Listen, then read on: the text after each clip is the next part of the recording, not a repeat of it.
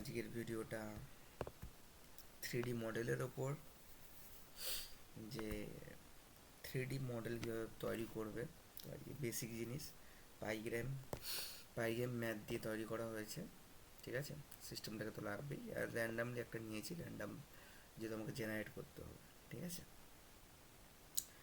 তো এখানে একটা সার্কেল বানিয়েছি, 3D সার্কেল, যেখানে লেন্থ এবং হাইট যেটা 800 আর 600 থাকবে, ঠিক আছে।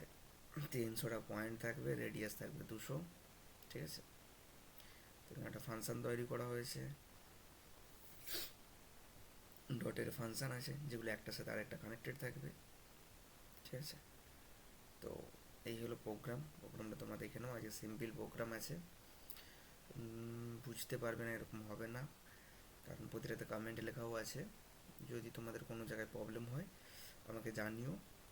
আর এটা 3D মডেলের ফার্স্ট ভিডিও আই থিঙ্ক, ঠিক আছে। তো এরপরে ধীরে ধীরে চেষ্টা করবো 3Dটাকে এক্সপ্লোর করার। চলো রান করি।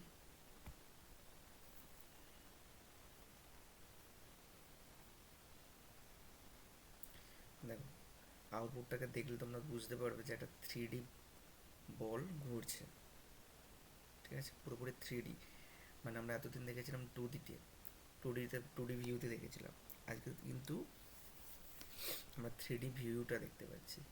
তো এটা 3Dর একটা বেসিক ভিডিও। প্রোগ্রামটা দেখে নাও, প্রোগ্রামটা শিখে নাও, এবং প্রোগ্রামটা কীভাবে হচ্ছে সেটা দেখে নাও। এখানে লার্নিং উইথ পিকে লেখা আছে, এটা আমার চ্যানেলের নাম।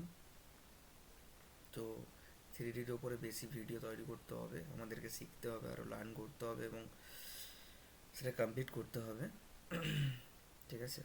প্লিজ গিয়ে সাবস্ক্রাইব করো চ্যানেলটাকে, আর ভিডিওগুলো ভালো লাগলে লাইক করো, ঠিক আছে।